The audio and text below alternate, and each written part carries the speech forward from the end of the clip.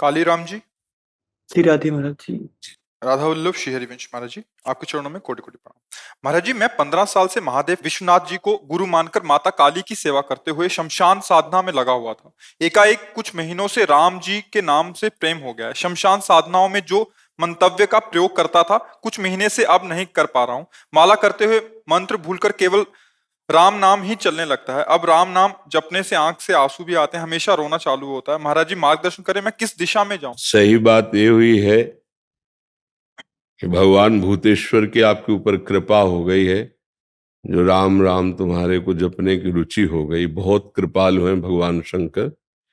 जा पर कृपा न करें पुरारी, सो न पाओ मुनि भगत हमारी। परम कृपालु भगवान शिव आप पर बरस रहे हैं। आप जो हृदय में आया उसी में चल दीजिए, कोई प्रश्न नहीं, इस पर कोई विचार नहीं। अपने आराध्य प्रदत्त मार्ग पर विचार नहीं किया जाता, चल दिया जाता है। ये प्रभु ने आपको चलने का अवसर दे दिया है। जो चिताभस्मा लेपो गरल मसनम दिक्पट धरो, जटाधारी कंठे भुजगपतिहारी, पशुपति कपाली भूतेशो तो भजति। अगर उनका भजन करते, जगदीश ही का पदवी, ये जगदीश की पदवी प्रदान करते हैं।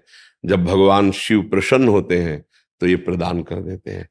भगवान अयोध्या वासियों से कहते हैं, और एक गुप्त मत सबई कहो कर जोर, शंकर भजन बिना नर भगत न पावे मोर।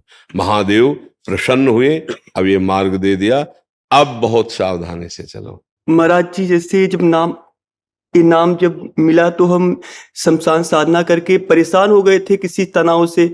महाकाली देखो एक हम आपको बात बता रहे हैं। भगवान भूतेश्वर को प्रसन्न करने के लिए मार्ग हैं, जैसे अघोर मंत्र है, अघोर पंथ है, बहुत से मार्ग हैं। हमारे भगवान का एक स्वभाव है, ये यथा माम प्रपद्यन्ते तास तथैव भजाम्य हम। अगर आप उनको अघोर रूप से देखोगे वैसा आपको अनुभव करा देंगे। वो भूत रूप से देखोगे भूत रूप से आपको दिखा देंगे। मंत्र सिद्ध करके वासनाओं की कामनाओं की पूर्ति के लिए सिद्ध बनकर पूजने लगोगे, लेकिन भगवत साक्षात्कार नहीं होगा। आज शिव जी की कृपा हुई कि आप भटकने से बच गए और मार्ग आपको मिल गया। इसलिए सौम्य और शांत और पवित्र आहार करते हुए दैन्य भाव से चलोगे तो जीवन कृतार्थ हो जाएगा। हाँ, कब जैसे शिव उपासना में है, जो संभल नहीं पाते हैं तो फिर वो गलत मार्ग का अवलंबन ले लेते हैं, क्योंकि हम काशी में ही रहे, घाटों में ही रहे और उन्हीं के उपासक रहे हैं। फिर वो इसीलिए तो हम आपके पास आए। हाँ, वो अन्य जो नहीं पाना चाहिए वो पाने लगते हैं, जो नहीं पीना चाहिए वो पीने लगते हैं, और कहते हैं भगवान शिव हलाहल विष समस्त देवता और भगवान की प्रार्थना स्वीकार की। जिस समय समुद्र मंथन हुआ तो समुद्र मंथन से सबसे पहले हलाहल विष निकला, जो पूरे विश्व को भस्म कर देता। तो स्वयं अजित भगवान श्री हरि समस्त देवता दैत्य भगवान शिव के शरण में गए और जब वंदना की और कहा, प्रभु रक्षा करो इस जगत की, क्योंकि आप ही कर सकते हो रक्षा। तो उन्होंने प्रार्थना की और भगवान शिव ने पूरे हलाहल विष को कंठ में रोक लिया और नीलकंठ नाम।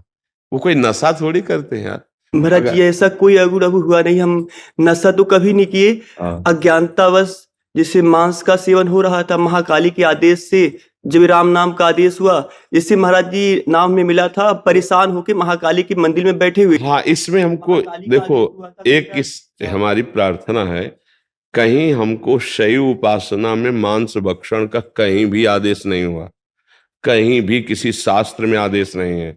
आप ये कहीं किसी गलत सलाह में या अपने मन की सलाह में फंस गए नहीं। आजीवन बचपन से लेकर के अभी तक, मतलब महाराज जी उसका वही संकल्प लेके परित्याग कर दिया, काफी समय हो गया। अब कभी नहीं, क्या सामने माँ काली के आदेश से छोड़ दिया, अब कभी महाकाली के आदेश से हमने ऐसा किया। जैसे अनुभव हुआ परेशानियों से, माँ ने बोला 4 लाख का, ऐसा अनुभव हुआ कि 4 लाख राम नाम का जाप कर लो। हमको बस इतना केवल कहना है कि हमारी वो माँ ही नहीं हो सकती जो हमारे भाइयों की हत्या पसंद करती है। अगर वो हमारी जगदम्बा है तो हमारा ही भाई वो है। और अगर बकरा की बलि लेकर अम्मा प्रसन्न होती तो मुझे लगता वो अम्मा नहीं है। ऐसा माँ का स्वभाव नहीं है। ये हमारा अपनी जिह्वा को पोषित करने के लिए ऐसी लीलाएं करते हैं, नहीं तो अम्बा ऐसा, अम्बा ने रक्त चाटा, रक्त बीज का कारण था। वो ऐसा राक्षस दैत्य था कि अगर उसका अस्त्र मारो और जितने बूंद वो गिरेगा रक्त, उतना दूसरा रक्त बीज तैयार। अब कोई देवता अस्त्र प्रहार करे तो सैकड़ों लाखों रक्त बीज तैयार। अब अम्बा ने विचार किया, आप कैसे इसको कैसे? भाई आप जितना काटो उसको, एक को काटा जितना रक्त निकला, लाखों रक्त बीज वैसे ही तैयार हो गए। तब आद्या शक्ति महाकाली की सब देवताओं ने प्रार्थना की कि अम्मा तुम ही देख सकती हो, बहुत ही उद्दंडता कर रहा है। तो योजनों लंबी जिह्वा, योजनों विशाल खड्ग और खप्पर मारा, जिह्वा में लपेट करके पूरा चाट गए, एक और नहीं, सबको मार के। तो अम्बा ने ये किया है अपने बेटों के रक्षा के लिए। ये जो निरीह जीव हैं, तुम्हारे एक चुटकी से ऐसे काटे तो आ करोगे, पर दुख देने वाला कभी सुखी हो जा, किसी की आराधना करता हो, मुझे तो समझ में नहीं आता। आराधना का स्वरूप होता है परिहित सरिष। कोई भी सिद्धांत ऐसा हमें आज तक नहीं मिला, क्योंकि शैव उपासना में हम भी रहे और बहुत अनन्य रहे और कट्टर शैव रहे, कोई मिलावट नहीं रही है। हाँ, ऐसा नहीं कि हम चिता की भस्म नहीं लगाई या काशी के घाटों का सेवन नहीं किया या भस्मीभूत महादेव जी की आराधना नहीं की, पर अभक्षा भक्ष का कहीं भी ऐसा नहीं लिखा। देखो, एक स्थिति होती है, जैसे आद्य गुरु भगवान शंकराचार्य जा रहे थे तो अपने शिष्यों की परीक्षा के लिए, वो एक जगह मछली बिक रही थी, ऐसे उठाया, ऐसे ऐसे खड़े हो गए, तो 4 जो शिष्य थे वो खड़े रहे ऐसे, और अन्य जो थे कि गुरुजी पा रहे तो अनुकरण कर रहे हैं। आगे बढ़े तो कांच गलाया जा रहा था, नारियल का खप्पर में ऐसे भरा कांच हो, ऐसे गलता हुआ कांच पी लिए। अब शिष्यों की तरफ देखा, उनकी तरफ नहीं, बोले पियो। गुरुजी सामर्थ्य नहीं तो मछली क्यों खाई? बोले आपने खाई। तो बोले पिया ना हमने। उनसे पूछा आपने क्यों नहीं खाया जब हम पा रहे थे? उन्होंने आपने आज्ञा नहीं करी। उत्तम बात यह है कि जो सिद्ध महापुरुष कर रहे हैं वो हमारी सामर्थ्य है। अब उन्होंने ऐसे किया, जिंदा मछली निकल गया, जल में छोड़ दिया। अब वो ऐसे किए तो सब लीवर में पहुंच चुकी थी।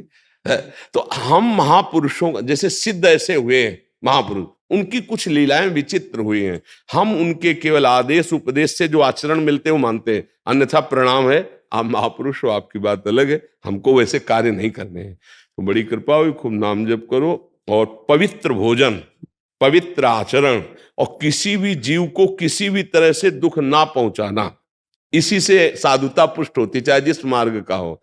नहीं तो आप देखो, आप खुद निर्णय करें कि आपकी बुद्धि आपको धोखा देने लगी थी, मतलब हाँ, आगे चल करके जो स्थिति आती वो आप अपने को भले सिद्ध कहते, लेकिन एक पागल किसी और कोई स्थिति नहीं रहती।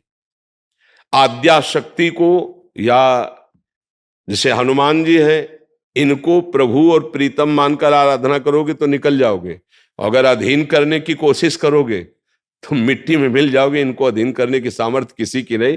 जब अम्बा अपने रूप में आ गई तो शिव जी चरणों में पड़े थे। दर्शन करते हो कभी? ऐसा दर्शन क्यों? माँ विशाल और वो चरणों में पड़े हुए हैं। आद्या शक्ति है, कभी कोई जैसे ऐसे नहीं कि हम दैवी शक्ति को सिद्ध, वो बहुत, इसलिए नाम जप करे, बड़ी कृपा है कि आपको राम राम का मार्ग मिल गया, खूब नाम जप करो। कोई कुछ चलता ही नहीं महाराज इनके अलावा। हाँ, बस शांत और किसी से कहिएगा भी नहीं, क्योंकि फिर अंतर ध्यान हो जाता है। अगर हम कहते हैं हमारा भजन बहुत दिव्य चल रहा है, निरंतर चल रहा है, वो रुक जाएगा। ये हम दिव्यता की बात कहते हैं। आज जैसे यहाँ संत सभा में कह दिया, अब इसके बाद कभी नहीं कहना, शांत। और ऐसे कोई भी आचरण या ऐसा पहनावा ऐसा ना होना चाहिए जो सात्विक ना हो, शतोगुण से युक्त पहना। देखो भगवान शिव हैं, उनकी हम समानता नहीं कर सकते। जैसे वो मुंडों की माला पहनते हैं, उनकी समानता कर सकते हैं। अगर वो आंख मूंद लिए तो 88,000 वर्ष एक बार में आंख मूंद गई। शंकर सहज स्वरूप संभारा लाग समाज। 88,000 वर्ष अपनी आयु कितनी है? 80 और 100, 88 तक पहुंच जाए तो बड़े भाग्यशाली समझो। 88,000 वर्ष की जिनकी समाधि लगती है, उनसे हम होड़ कर सकते हैं कि वो मुंडों की माला पहनते तो हम मुंडों की माला पहने, वो जहर खाए तो हम। धतूरे का फल चढ़ता है, एक धतूरे के फल में 20-25 आदमी मर जाएंगे। महादेव जी के धतूरों का फल, मतलब वो अद्भुत देवता है, उनकी प्रसादी भी बहुत होश है से ले। मतलब सेव भी चढ़ता है तो सेव ले लो। अब कह दो सबे प्रसाद तो एक धतूर का फल है, खा लोगे तो हजम कर ले के सामर्थ्य थोड़ी, वो देवादिदेव महादेव सबकी सामर्थ्य। इसीलिए बहुत ही सत्संग की आवश्यकता होती है। नहीं तो उसमें क्या उद्दंडता आ जाती है, आराधना में उद्दंडता आ जाती है और वो फिसल कर मानसिक विक्षिप्त हो जाता है, फिर लोग उसको सिद्ध मानने लगते हैं। मानसिक विक्षिप्तता को जो जितना धर्म के विरुद्ध उद्दंडता करे, उसको चार लोग जो है ना वो सिद्ध घोषित कर देते हैं। ये कलयुग का प्रताप है। जैसे कई बातें ऐसे देखने को मिलती हैं जो तस्मात् शास्त्रम प्रमाणम ते कार्याकारी व्यवस्थित हो, कभी सिद्ध ऐसा नहीं कर सकते। क्योंकि जैसे हम सात्विक भाव लेकर के चले और परिपक्व हुए तो वही भाव रहेंगे ना।